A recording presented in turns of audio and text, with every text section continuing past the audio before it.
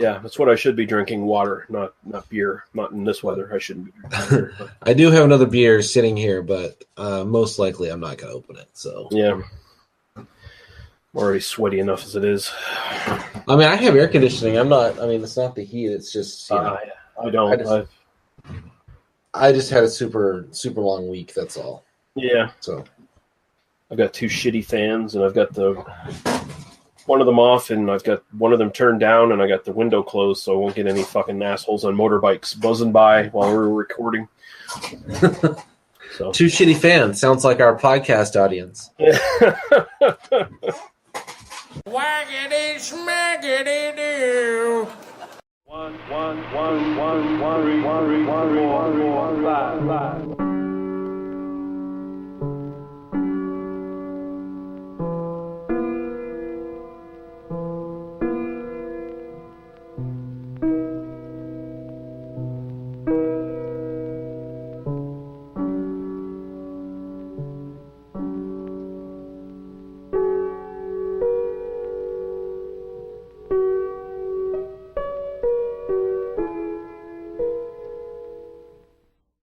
You are listening to TMBDOS. They must be destroyed on sight. The following podcast may contain language and discussions of a frank and adult nature, and spoilers regarding the films discussed are always to be expected.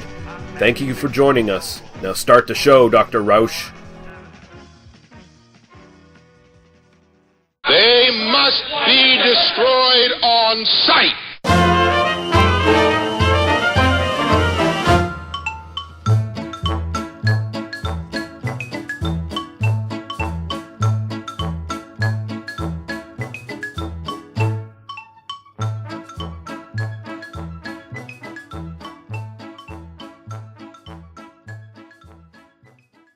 Welcome back.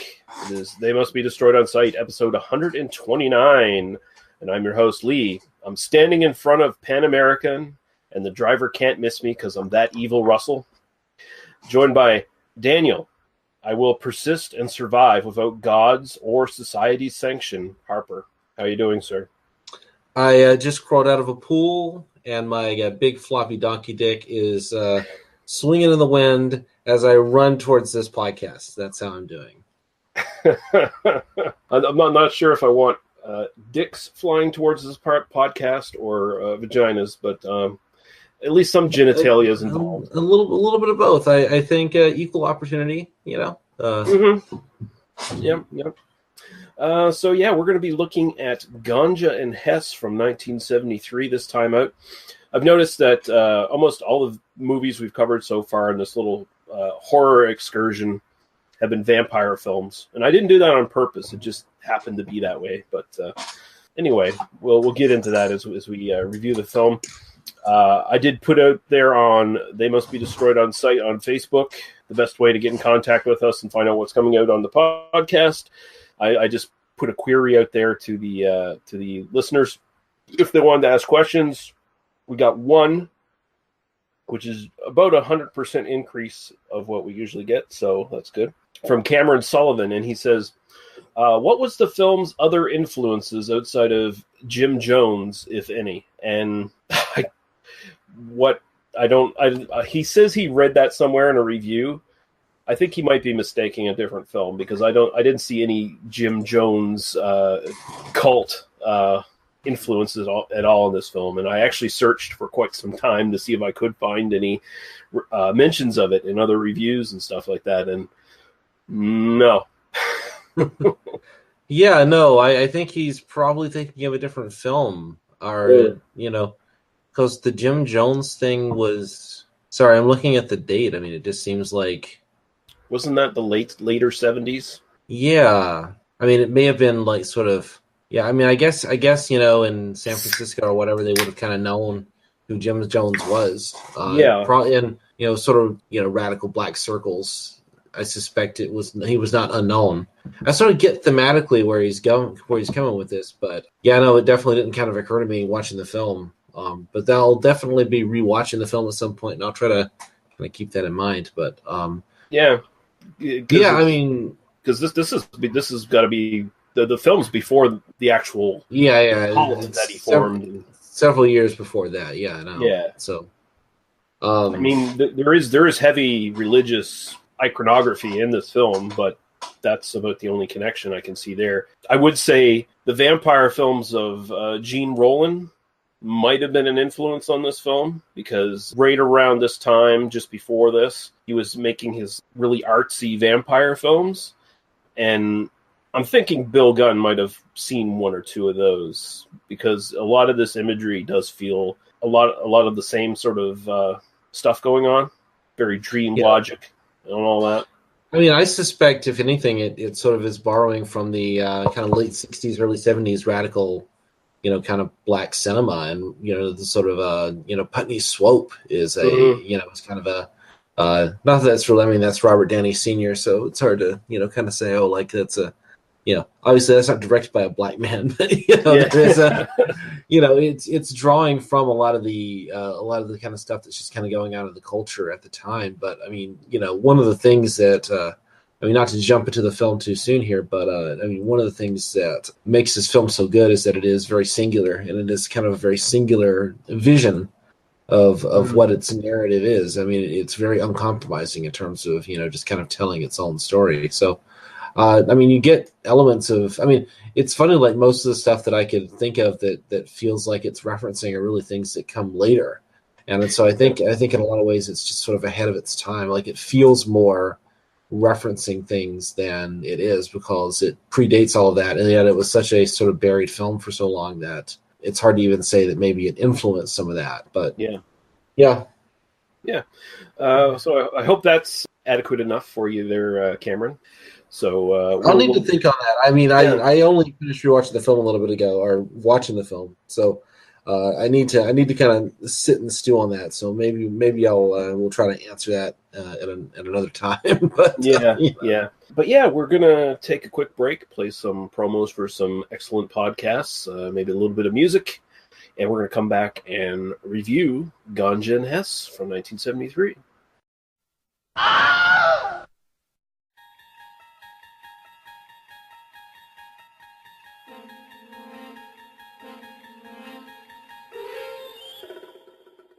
You're traveling through another dimension. A dimension of not only film and sound, but mind. A journey into an auditory movie review adventure that must be experienced to be believed. There's a signpost up ahead. Your next stop, the Doomsday Clock. You can extract the Witch versus the Doomsday Clock podcast by either searching for WYCH on Apple Podcasts, Stitcher, SoundCloud, TuneIn, and on your Android device. Witch versus the Doomsday Clock is a proud member of Legion Podcasts, so prepare yourself. The podcast ice is gonna break!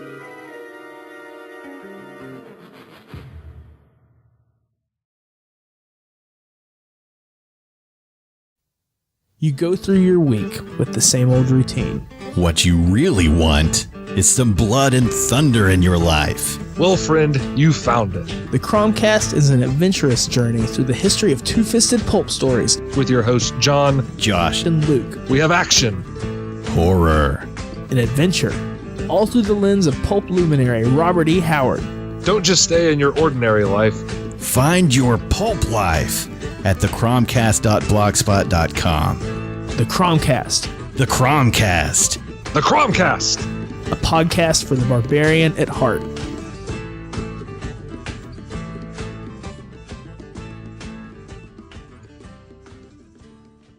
Hello and welcome to Hello, This is the Doom Show. I'm Richard.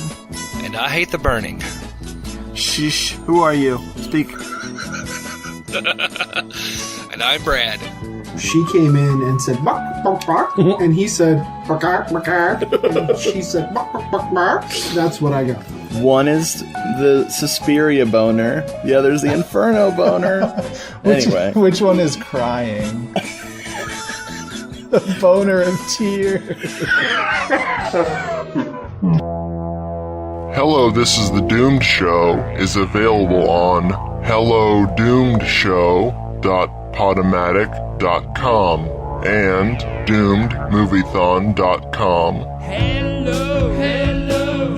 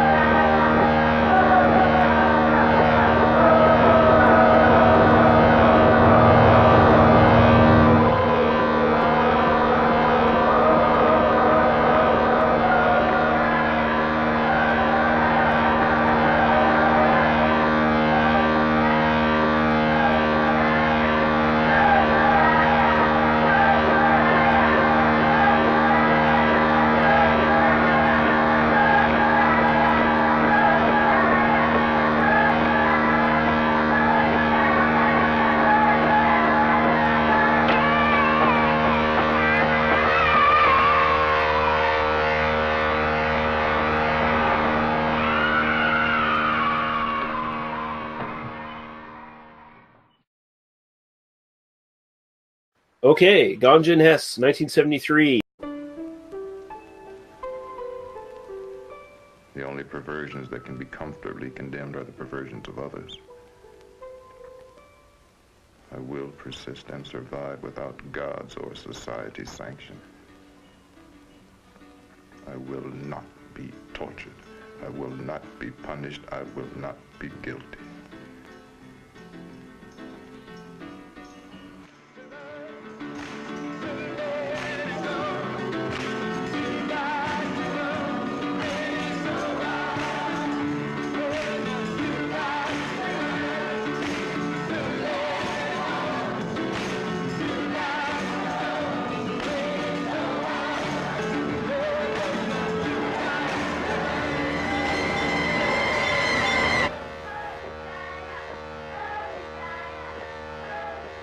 He's not a criminal. He's a victim. Directed by Bill Gunn and written by Bill Gunn. This is actually his first film. Before then, I think he made one film before this, but it never got finished or never got released. His subsequent films, I think one of them never got released, and another one just sort of got buried as well, or just didn't do very well. Before then, he was sort of a TV writer, and I think maybe he did some TV directing as well, if I'm not mistaken. I think we'll get into this, though.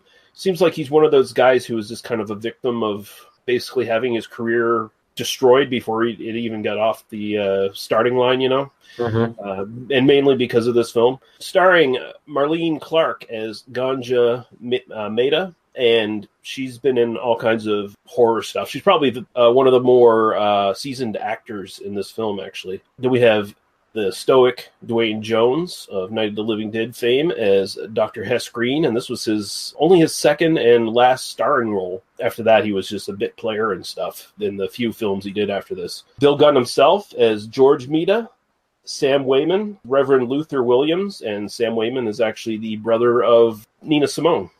So, yeah, and he's also a pretty accomplished musician in his own right as well. Leonard Jackson as Archie, Candace Tarplay as Girl in Bar, Richard Harrow as Dinner Guest, John Hoffmeister as Jack Sargent, Betty Barney as Singer in Church, and Mabel King, who was also a fairly notable actress and recording artist, as Queen of Murphia. And she was on Good Times or something like that, I think it was, that she was most famous for. But so we got a little synopsis here from IMDB, and I think it's actually a pretty good one. Dr. Hess Green, an archaeologist overseeing the excavation. Jesus, my brain's not working. It's fried. At the ancient civilization of Murphia, is stabbed by his research assistant, who then commits suicide. When Hess wakes up, he finds that his wounds have healed, but he now has an insatiable thirst for blood due to the knife-carrying ancient germs. Soon after Hess meets his former assistant's wife, Ganja. Though Ganja is initially concerned about her missing husband, she soon falls for Hess. Though they are initially happy together, Ganja will eventually learn the truth about Hess and about her husband. Will she survive the revelation? Will Hess? And that was written by Jean-Marc Rocher. And good job. Although it makes the film sound a little bit more like a thriller. Yeah, and, I mean, it's really much more of a character study, and I mean, it's really not even a horror film in a lot of ways. Yeah, so what are your sort of initial thoughts on this? Sure. So this was the first time I have seen this. I had kind of originally heard of it when we did our Night of the Living Dead episode. I started looking for, what else has Dwayne Jones been in? Just on the, years and years ago when I first saw Night of the Living Dead, I kind of done the same thing, but never sat down and watched it. So I had kind of acquired the film at that time. And then I think I had played the first 3 minutes and just kind of went not something I'm, interested in right now. When you have so many films available, it's a lot of hit play and then go, another time, and then you kind of never get back to it. This is probably on my top 10 of the year. This is very high up on my top 10 of the year. So I just finished watching it just a few minutes ago, actually, maybe 23 minutes ago. This is pretty fucking phenomenal. It's kind of it kind of feels very like a sort of 90s indie film in terms of its structure. in terms of it's got this kind of deeply kind of, I don't want to say improvisational, but a lot of the dialogue scenes seem to be, just sort of, it's not really actors riffing as much as it's very naturalistic. It's very just kind of like the camera does just kind of sit and watch these people talk for a while. It's got a lot of that kind of mumblecore aesthetic, but like predating mumblecore by 30 years, and not completely self-absorbed. It's definitely got some political readings. There's a lot of kind of politics in this underneath the surface. It reminds me a little bit of kind of early Polanski in terms of the kind of class politics that it's exploring. Because Dr. Hess is he's an anthropologist, and he's a very wealthy black anthropologist. Yeah. And the object that ends up kind of giving him this vampiric power, vampiric curse, is something that has been taken from an earlier civilization. So it is something that has been plundered from another civilization. So it is sort of the spoils of colonialism and cultural imperialism. And all of that is pretty, it never is really spelled out. It's just all kind of like it's portrayed through the way that these characters interact. It reminds me a lot of Martin in a lot of ways, in terms of kind of being a vampire story that's not really a vampire story. It's sort of a character study. And as much as I love Romero and as much as I love Martin, a lot of Romero's politics, as much as I do kind of adore him and I adore his politics, it's really on the surface, and he does kind of hammer it in pretty hard. This doesn't do that at all. It really kind of just lets the situation be the situation, and kind of it provides us with this sort of like complex set of readings that then you as a viewer are kind of expected to just kind of follow along with it. I never feel like the film is kind of giving me some pat answer or some pat explanation or some pat meaning. It's asking me to sort of examine this world and to kind of draw my own conclusions, which is really interesting. Despite that, I think that it really does come to some really solid conclusions in a lot of ways, and that's the strength of the film. God, I deeply love this film. I will definitely be revisiting this film at some point in the not too distant future. The performances are all phenomenal. I love the way it's shot. I love it's made on a tiny budget. You can tell it's made on a tiny budget. Some of the sound I wish was a little bit more remastered than than what we get. But that kind of just reflects the time and place it was made. And I think some of the commentary I read on this was kind of commenting on that. When it was restored, it was not restored. It was deliberately not made perfect to just sort of, as a better representation of what the film actually is, as opposed to, this kind of picture perfect restoration, which I think is something that's really worthwhile. Anyway, sorry. Really good, really fucking good. I'll stop talking now. It would be quite an undertaking actually to restore this too. It would be like a Criterion level kind of job they'd have to do, because it was shot on 16 millimeter and it was then blown up to 35 millimeter. That's why there's so much grain in it. And there's some shots in this that were reinserted that were found after the fact, and they're noticeably really dirty. Like where Mita is basically writing his suicide note, that one's really, really dark. I like this a lot. I'd say it's pretty transgressive in how for a film, especially in its time and the sort of things it's pushing against. I mean, it really kind of throws away traditional narrative and structure, goes for more of a non-linear, surrealist kind of thing. I think sometimes, if I was to criticize this at all, sometimes it maybe takes a little too long to switch between scenes. Like sometimes it sort of lingers on stuff a little too much. But it's really interesting because it seems like the movie, you're right, it does sort of touch on a lot of different sort of subjects, but at the same time it never really gives you any sort of real pat answers to anything, and it sort of quickly floats to the next topic almost.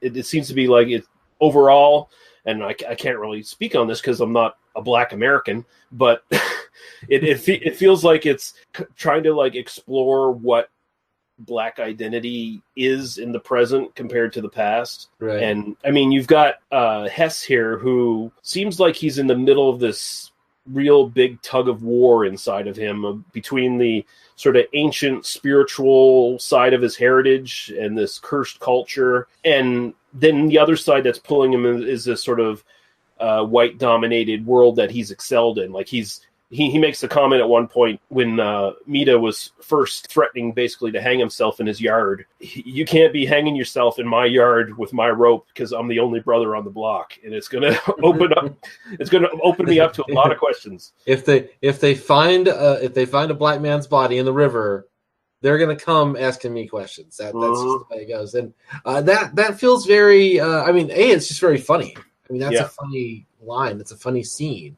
It's got a sense of kind of macabre humor, but at the same time, it feels very, pointedly political. That certainly never, certainly that's of the past. We don't think about those issues today in 2018 about police relationship with African Americans. It's the film. Part of the complexity of the film is that both Ganja and Hess, they are our leads. But they're both kind of assholes, and they're kind of assholes to their servant. I mean, they've got a live-in servant. Yeah, and I mean, they treat him, particularly Ganja, I think, treats him like shit. I mean, she's actively hostile towards him, and so it is kind of portraying this. I mean, there is a classism involved here, and it is kind of critical of these two people. Despite, yes, you're successful, you're a black. I mean, this is a very black film, and I mean that, in the most as a high positive. And we are two white men, and this is not our lane, and I am not here to, pretend that is. But at the same time, this strikes me as something that is not made for you and I. This is made for black audiences, and it's made for black audiences in 1973. I think it's fascinating that this film was financed as a blaxploitation, like Blackula ripoff. And he's like, "Oh yeah, I'm going to give you your Blackula ripoff," and then he gives this complete, radical, revolutionary, very made for black audiences kind of film. I mean, I wish this film had gotten more of a chance at the box office, because I think it might have very well found a really interesting audience had it really gotten a proper release. Yeah, critically it was well received, but I mean, standing ovation at Cannes, well received, right? Yeah, and it was put in the theaters for about a week, and then the producers, when they discovered that it wasn't the Blackula ripoff they were hoping for, they pulled it and edited it, and right. So it failed before it even got a chance to succeed. So they had Dwayne Jones. They did some inserts with him. Where he's like, "Yeah, put the teeth in. Put the teeth in." He's got fake. They put some bats on strings. They just kind of fly that by at one point. During the scene where Ganja is describing her, her experience with her mother and deciding, that she's not gonna, she's always going to do what's best for her, and then a bat just flies by. It's the level of editing that went into that, I'm sure. Yeah, because actually, when I first saw this film, it was years ago. It was the edited down, compromised version. It was the blood couple version. Yeah. Which even had new bits of score put in it and everything. You can get the actual Sam Wayman score now, although it's mostly just directly ripped right from the movie. It's not a remastered kind of thing or anything like that. And they actually have the old title track from Blood Couple as a sort of a bonus track on that. But yeah, the Blood Couple was... So the movie itself is almost 2 hours. It's an hour 52. Yeah, and it was chopped down to 78 minutes. They chopped a whole half an hour out of this fucker. That's astonishing, and I'm sure it's all the really interesting material. It's let's keep all these sort of creepy, vaguely menacing stuff and the blood, and let's cut all the dialogue. Let's just cut all the dialogue. I can and because who wants to see black people talking on the screen anyway? That's the Yeah, who wants to see them? Who wants to see urbane black people intelligently talking to one another? Right. That would just be just silly. It doesn't happen. No, they're not even playing any musical instruments. We've got to get them. You really got to get them. Okay. I'm not.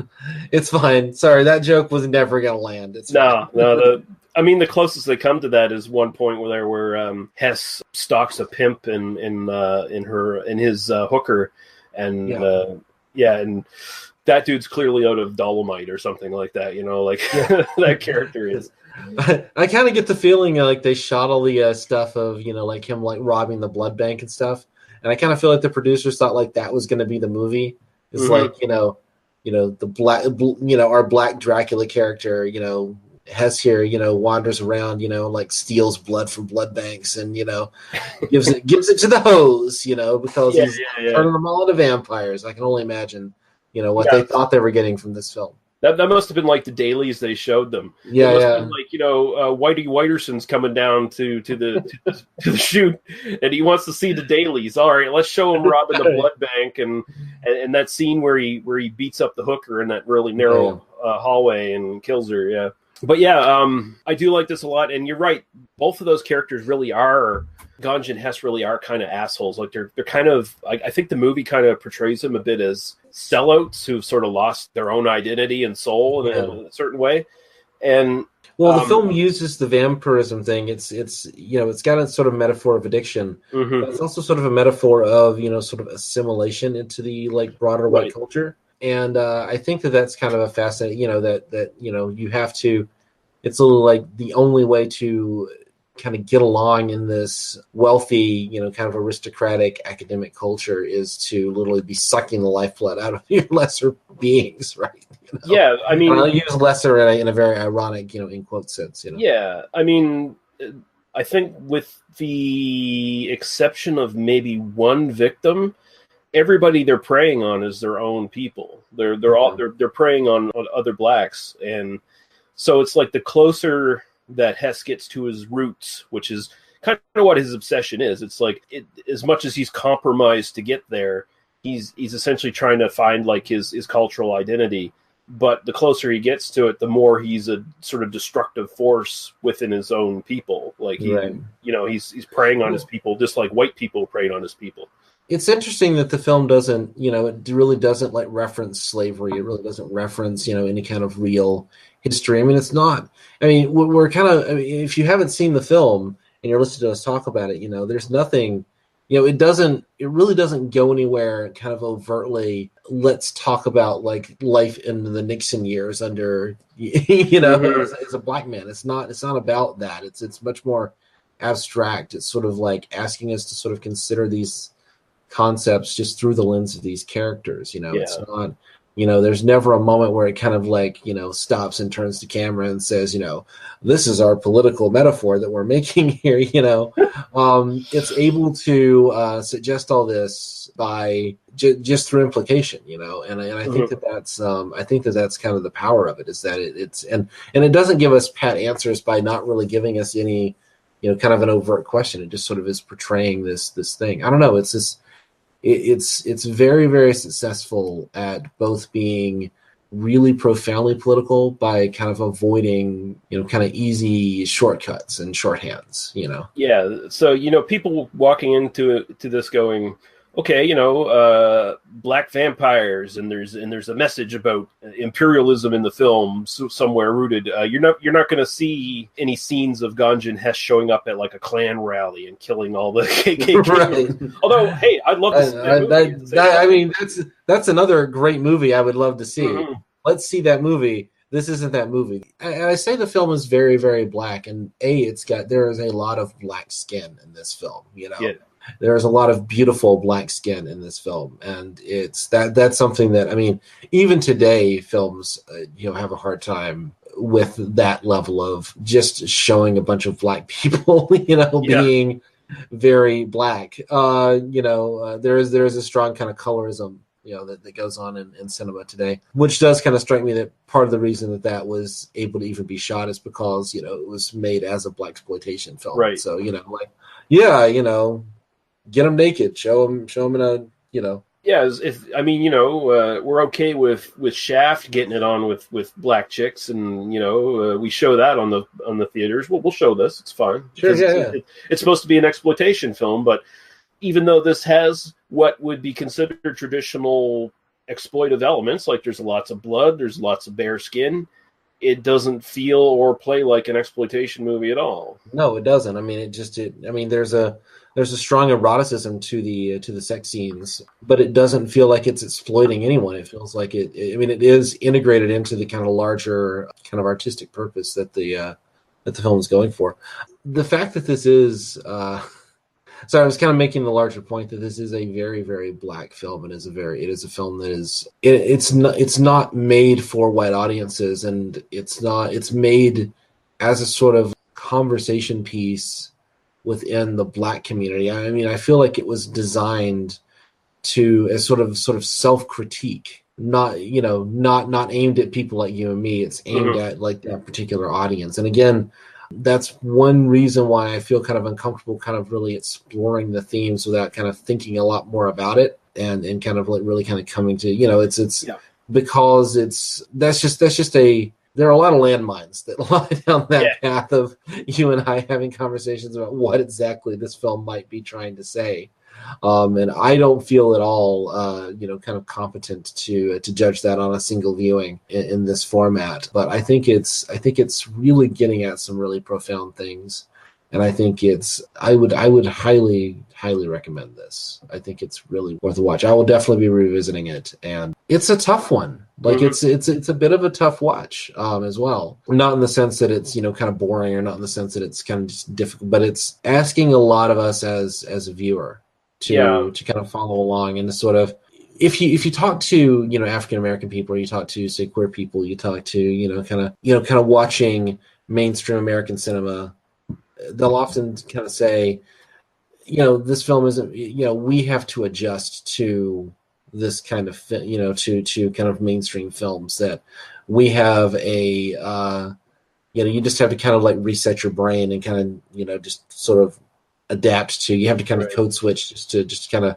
get along with the film. And I feel like the reason I say this is a very black film is that this does kind of do that in reverse. That as a white man watching the film, it's not reaching out to me. It's not giving me the things that like an ordinary film would give me that would kind of bring me into the film, or that are designed to kind of, it's not designed to make me comfortable in any way. It's not designed for me at all. I mean, that's the, and I'm not, and that's great. Like, that's wonderful that a film can do that. I mean, it's astonishing that it exists. And the fact that it exists is one of the things that, strikes me, is that, well, it was almost a lost film. It was almost, just completely forgotten by history, just, left to dust. And that's in part because it's not made for white audiences, Yeah.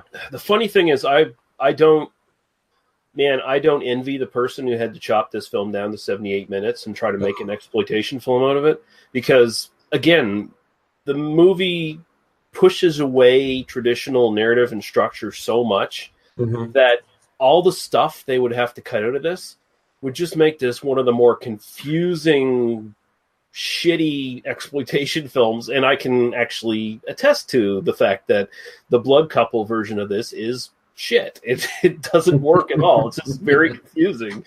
And then there's like about 18 other titles for this fucking film too. They kept trying to resell it, and it never really they knew they had something, but they didn't get it. They didn't, and all they could think of is, well, it's got sex and it's got violence, and we should sell it as that.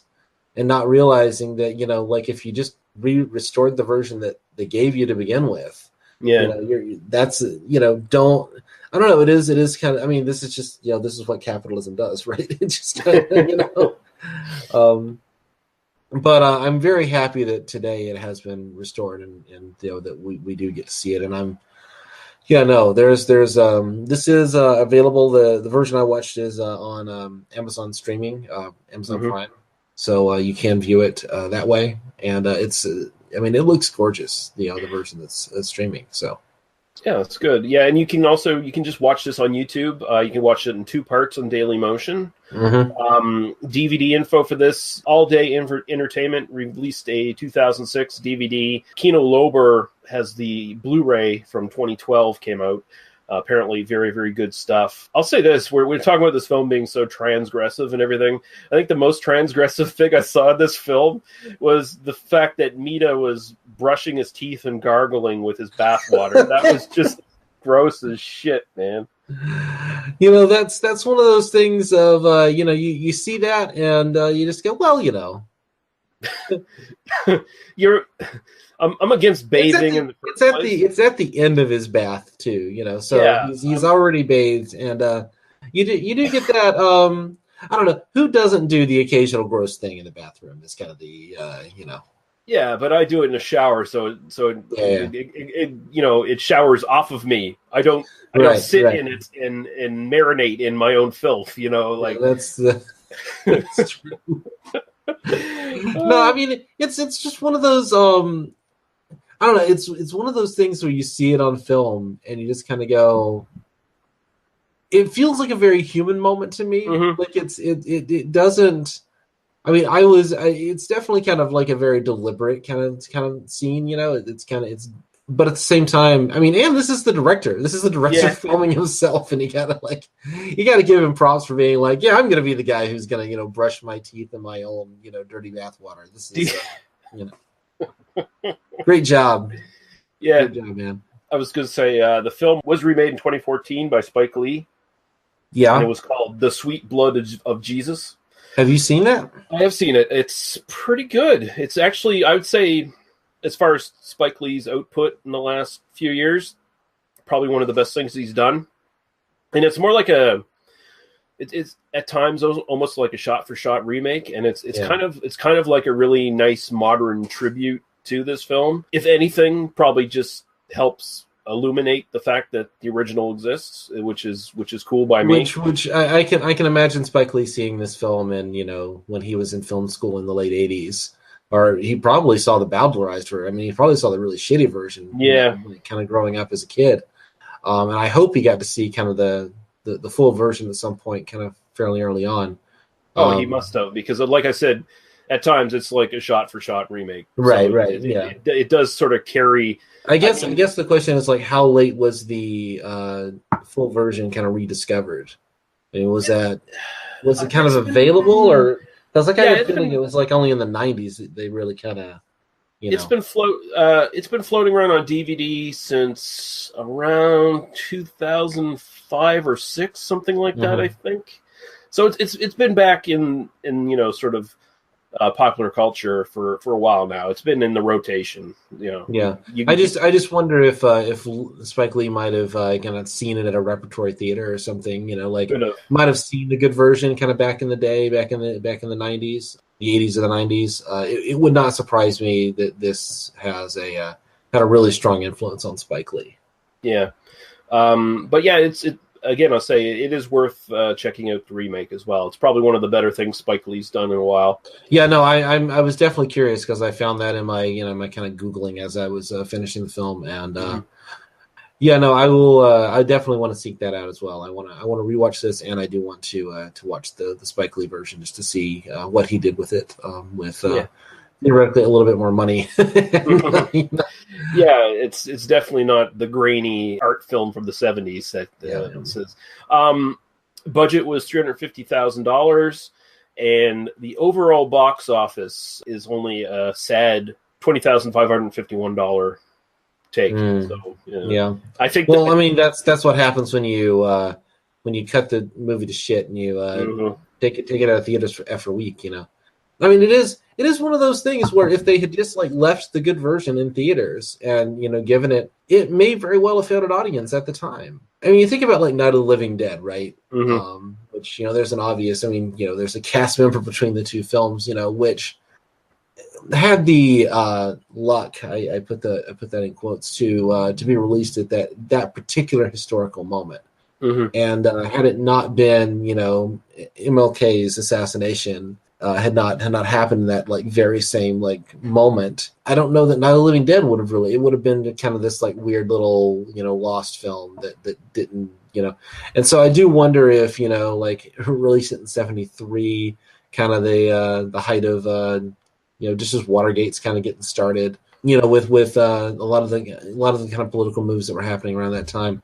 I wonder if maybe it would have kind of found that, kind of found that niche. Like people would have discovered it, had it kind of stuck around a little bit longer. And films at that time didn't, there was less of a sense that like you had to kind of find your audience in 3 weeks or you were done. Like today everything's opening weekend. It's got to be, even kind of smaller releases are they kind of, it's like a planned like marketing thing, where whereas I think at the time in the early 70s, you really could kind of just take a few prints and like stick it in Los Angeles for a while and then stick it in New York for a while and then stick it in Boston for a while and kind of let word of mouth kind of happen around it. And then as it, if it caught legs, you could make more prints and then, kind of do more with it. Yeah. With the internet now, it's like all that word of mouth energy that's all done in the ad campaign before the film even goes in theaters, right? So and even good films. I mean, the whole, this is kind of the Ain't It Cool News phenomenon, like going back, where the whole thing is, we're trying to build the buzz ahead of time. We're trying to kind of give you, they're using these online platforms, these, kind of, independent,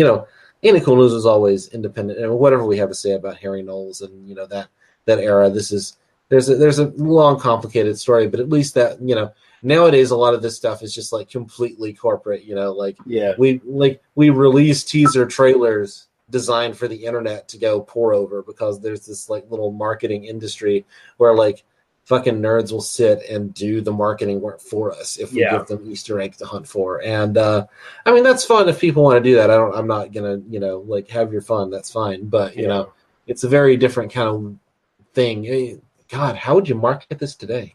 God, audience, I apologize, I am very, very tired. I am very, very tired, and that's why if this episode feels a little more rambly and a little bit less focused, I feel like I'm saying the same thing over and over again. But this is very, very good, and I highly recommend it. Yeah, this would be a film that would, it would show up at Cannes like it did before, and probably do just as good, if not better, because there'd be more word of mouth to it at that point. Right? Yeah. And you would probably, again, I think you would probably bomb in the U.S. for the most part because too many white people seeing a black dick on screen running at them, right? Well, I think the thing is that like today that you can market it to the niche audience, and I feel like Black Panther became like this giant hit, largely because like black people went out to the movie theaters to see it. You know what I mean? Yeah. Considering that this film does root itself a bit in this ancient African culture. It might actually do pretty well considering Black Panther and Wakanda and all that stuff. If this came out after Black Panther. Yep. Yeah. No, I'm thinking about there's a film that's in theaters right now, I'm Sorry to Bother You, which is supposed to be really fucking good. Maybe I will go see that myself tomorrow. That's the one with the two black telemarketers who use white voices. Yeah. Yeah. I feel like a film like this would kind of try to reach out to that same audience today. And so there's a different. Get Out. This is apparently the Birth Movies Death. Did a review of this in 2011 and then re-released that review when Get Out was in theaters, like deliberately kind of like talking about like kind of the legacy of black cinema and stuff. And I feel like this is the sort of thing that like today they would know how to market this today, but I think at the time they just kind of didn't get it at all. So yeah. So I think pretty high recommendation from both of us for this one. It's definitely one worth checking out. Not sure what we're going to be doing next week yet. I'm just going to decide soon. But until then, we're going to be taking off here. So, Daniel, tell people where they can find you on the old interwebs. You can find me on Twitter at Daniel E. Harper. I also do another podcast called Wrong with Authority, which is about movies about history and the history they're about. There are significantly fewer vampires in that. Although we did do an episode that was about Shadow the Vampire and Gods and Monsters, so we do, we have done that, but significantly less big floppy donkey dick in that series. But who knows? But yeah, you can check that out at wrongwithauthority.blogspot.com if you're so inclined to check that out. Yeah. And you can find us at tmbdos.podbean.com. You can find all the requisite links there for our YouTube, our Apple Podcasts, our Facebook group, and all that good stuff. But until then, thank you all for listening. Thank you for joining me, Daniel, and we will catch you guys next time. Bye-bye. Cheers.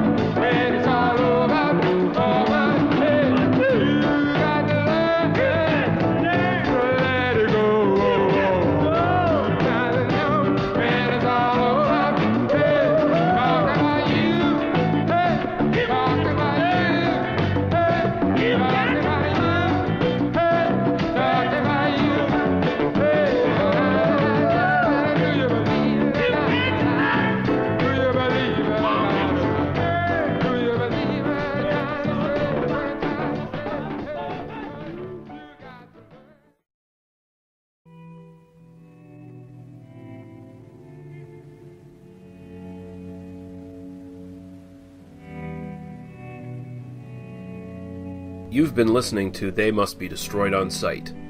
For other episodes, our Apple Podcast, YouTube, and Facebook group links, as well as podcasts and websites of similar interest, please visit us at tmbdos.podbean.com. Thank you. Drive through.